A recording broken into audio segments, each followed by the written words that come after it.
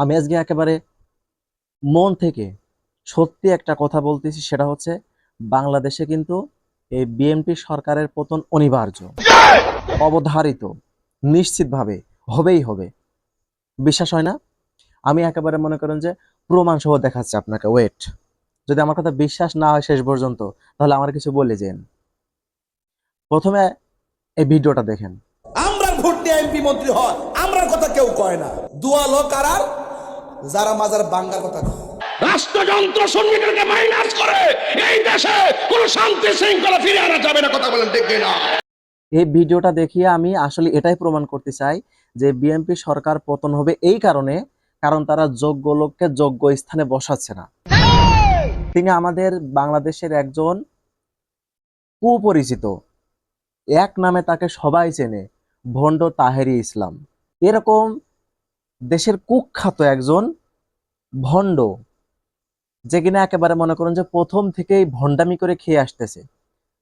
তার চলার শুরু থেকেই মনে করেন যে তার ভণ্ডামি, এবং সে ভণ্ডামি করতে গিয়ে এক জায়গায় মার পর্যন্ত খেয়েছিল প্রথম দিকে।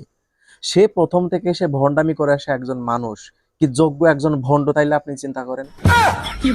প্রথম থেকে সে কবে থেকে শুরু করে আজ পর্যন্ত ভণ্ডামি করে আসতেছে।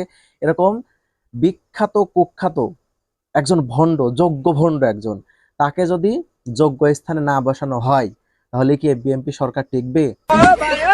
আমরা দেখেছি আমাদের দেশের আরেক খ্যাতি সম্পন্ন চর্ম যাদের নাই সেই সমস্ত পীর, তাদের ফুৎকারে নাকি গত ফ্যাসিস্ট বাংলাদেশ থেকে ঝাড়ু পিটা নিয়েছে। একেবারে শিকড় শুদ্ধ চলে গেছে ওই পীর সাহেবের ফুৎকারে। আর সেখানে যদি তাহেরি হুজুরের মতো, আমার প্রিয় পীর সাহেব, তার মতো একজন ব্যক্তিকে যদি অবজ্ঞা করা হয়, তার যোগ্য স্থানে যদি তাকে না দেওয়া হয়, তাহলে কি টিকবে? আর তার যোগ্য স্থান কোনটা? ভণ্ড মন্ত্রণালয়ের দায়িত্ব তাকে দেওয়া। না না, এখন আপনি বলতে পারেন যে সরকারের তো ভণ্ড মন্ত্রণালয় বলতে কিছু নেই। আপনাকে খুলতে হবে, বর্তমান সরকারের ভণ্ড মন্ত্রণালয় খুলতে হবে।